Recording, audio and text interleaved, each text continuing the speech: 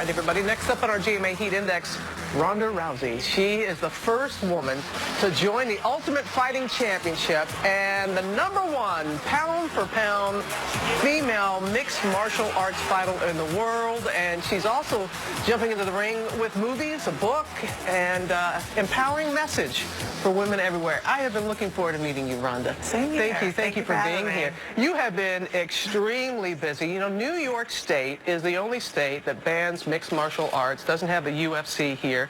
You have spoken with Governor Cuomo this week. What have you talked to him about? Well, MMA isn't actually banned. It's professional MMA that's banned. So around, I think, over 1,600 New Yorkers competed in MMA in New York just this last year, but only in amateur events. So there's no athletic commission to do any kind of medical testing for them, no drug testing. The women that competed had no pregnancy tests, and even the referees aren't educated. It's the most dangerous place in the U.S. to do MMA. And if anyone gets hurt, I mean, it'll be on the hands of the politicians that haven't taken steps to protect them. And there's so many ridiculous arguments that MMA is somehow anti-woman. And fighting's not a man's thing, it's a human thing. To say that it's anti-woman, I think, is an anti-feminist statement. And the UFC, I mean, I'm the biggest draw in the sport and I'm a woman. How is that anti-woman? You are the biggest draw, and like 14 seconds, as Charles Barkley was saying, and you're setting a record, breaking your own record. But you know there are critics. You know there are people who just say, hey, for men or women, it's just too violent of a sport. How do you respond to that? Well, they don't really understand the sport itself and see the art in it. I mean, I'm a two-time Olympian, I'm an Olympic medalist, and when I was doing judo, the exact same things that I really apply in MMA, I was celebrated as an American hero, and somehow when I do it for money and not costing me money, I'm a barbarian now.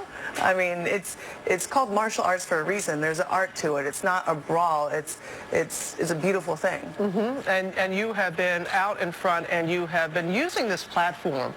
Just recently, you were talking about how you and the UFC, you're changing the conversation about women in pop culture. What did you mean by that? Well, MMA is a very young sport, so it's not really stuck in tradition like a lot of other ones are. And we're able to make a lot of changes that we've never seen in other sports. Just this last weekend, women were introduced walking to the octagon not as women's bantamweights. They were just bantamweights. Bantamweights? Yeah, they don't say men's bantamweight, they don't say MMA for men's MMA, so they took all the women out of it. We're just introduced as fighters, and that's it. And this was the first sport in the world ever to do that. And you're really advancing that. And you, as I said, very busy. Yeah. We just saw the trailer for Entourage. You are, I think Turtle has a little bit of a shine when it comes to do. Tell us about your role in this. Yeah, me and Turtle have a little bit of a bet, and he pretty much has to fight me for a date. And you'll just have to watch and see how that goes for him. I don't think he'll last 14 seconds like your last one. Maybe we'll see.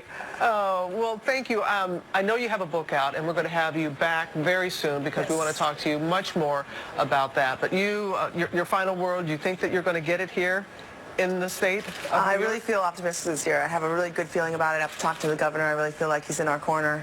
And fingers crossed. It's passed 6 years in a row in the Senate. It's never been brought to vote yet in the Assembly, and I think it will this year. We'll see what happens. Hey, Ronda, thank you. We'll have you back.